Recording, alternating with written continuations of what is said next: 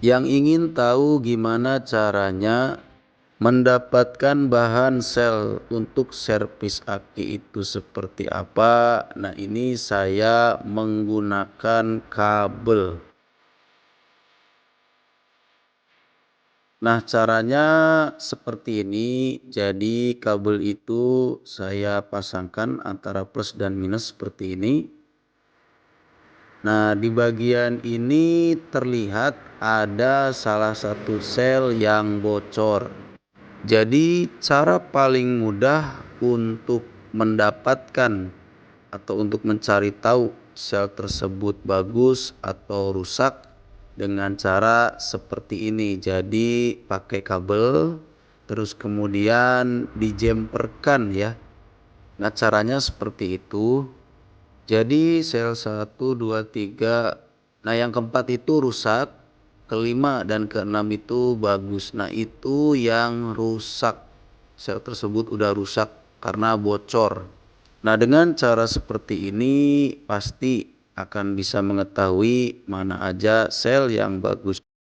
Nah, kemudian untuk mengambil sel yang rusak tersebut, ini saya menggunakan bor dan alat khusus atau tang yang sudah saya modifikasi sendiri ya. Dan ini sebenarnya mata bornya juga kalau dilihat oleh teman-teman pasti aneh gitu. Kok mata bornya seperti ini, terus kemudian tangnya juga seperti ini. Nah, ini sebenarnya bertujuan untuk mempermudah dalam proses pemotongan bagian sambungan sel. Jadi kalau dibor itu lebih enak dan lebih cepat. Dan ini juga tidak akan merusak sel ya, karena mata bor ini sudah saya hitung dan sudah saya akali supaya ketika dalam pengeboran itu tidak tembus ke sel. Dan ini tinggal saya bor aja sambungan tunggul yang tadi selnya bocor. Jadi nggak perlu semua, karena yang bocor itu selnya kan cuma satu.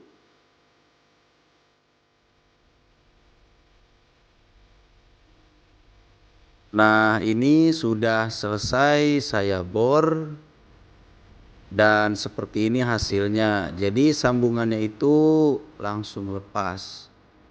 Kemudian ini tinggal saya ambil menggunakan tang buaya ya, atau bisa juga menggunakan dengan tang potong. Nah, ini tinggal diambil menggunakan tang potong.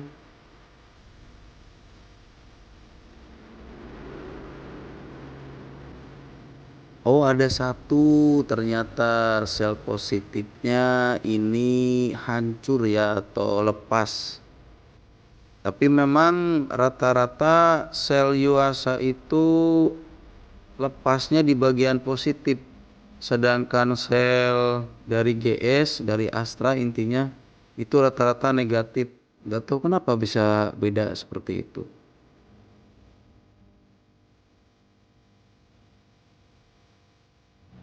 Nah, kalau misalnya dicek sekilas ya, ini selnya masih bagus loh. Jadi sel positif dan negatifnya itu masih tertutup oleh tisu, nggak hitam gitu. Sebenarnya masih mulus banget. Cuman karena udah bocor pasti di dalam itu, yang namanya bocor ya pasti di dalam ada kebocoran gitu ya. Nah, intinya ini sudah nggak bisa digunakan. Jadi kalau misalnya nggak bisa digunakan ya tinggal disimpan aja, jangan dibuang. Nah, biasanya kalau cara dulu itu ini kan biasanya ada yang lepas. Nah, bagian ini itu disambung lagi menggunakan timah atau kawat tembaga. Nah, tapi kalau misalnya udah bocor seperti ini, itu udah nggak bisa ya. Jadi jangan dipaksain untuk dimasukin lagi, jangan. Karena kalau bocor itu strumnya dia nggak stabil, nggak bisa nyimpen lama gitu. Nah, ini saya kasih tanda aja supaya nanti kalau misalnya pemasangan atau saya simpen nggak ketuker. Jadi kalau dikasih tanda seperti ini, oh ini sel yang bocor atau rusak, jadi bisa tahu ya. Nah, kemudian ini saya sudah ada satu aki lagi. Nah, ini juga random, saya nggak tahu apakah sel ini semuanya bagus atau enggak, tinggal dicek aja lagi menggunakan kabel. Sama caranya ya seperti tadi. Nah, di sini sel nomor 2 berarti itu ngebul. Nah, ini sel nomor 2 juga sudah bocor ya. Nah, tar dulu, ini kameranya kurang pas ya. Tak benerin dulu. Nah, seperti ini. Jadi udah kelihatan nih. Jadi tinggal dicek lagi menggunakan kabel. Nah, apakah ada yang bocor gitu. Dan ternyata betul ya teman-teman, jadi sel nomor 2 dari arah positif. Nah, itu sudah bocor, itu udah kelihatan jelas banget. Dan sel yang lainnya itu bagus. Nah, mungkin saya lupa ya, gimana sih cara untuk mengerti atau mengetahui sel yang bagus itu seperti apa? Kok tiba-tiba udah main belah aja gitu akinya.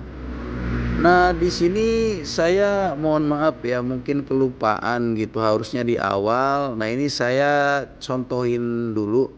Nah, misalkan ini masih ditutup dan belum dibelah dengan gergaji gitu ya. Nah, caranya ada dua. Yang pertama, tinggal kalian buka aja, tutup yang ada tulisan do not open. Nah, itu tinggal dikasih air acucur, terus kemudian disuntik dan dicas selama 1 jam. Atau cara yang kedua, nah ini sudah dibelah, tapi saya biasanya pakai tunggul. Nah, tunggul timah yang sudah saya cetak seperti ini tinggal saya sambungkan, terus kemudian saya kasih air acucur terlebih dahulu dan dicas selama 1 jam juga. Nah, kemudian setelah dicas selama 1 jam, tinggal dicek lagi seperti ini dengan kabel. Nah, di situ kita bisa mengetahui mana sel yang bagus dan mana sel yang rusak atau bocor. Nah, inilah cara saya untuk mendapatkan sel yang bagus untuk aki servisan atau untuk bahan aki second. Oke, mungkin sampai di sini dulu aja untuk video atau tutorial hari ini. Mohon maaf bila ada bahasa yang kurang dimengerti. Terima kasih buat teman-teman sekalian yang sudah nonton dan mau mampir ke channel saya ini. Terima kasih banyak.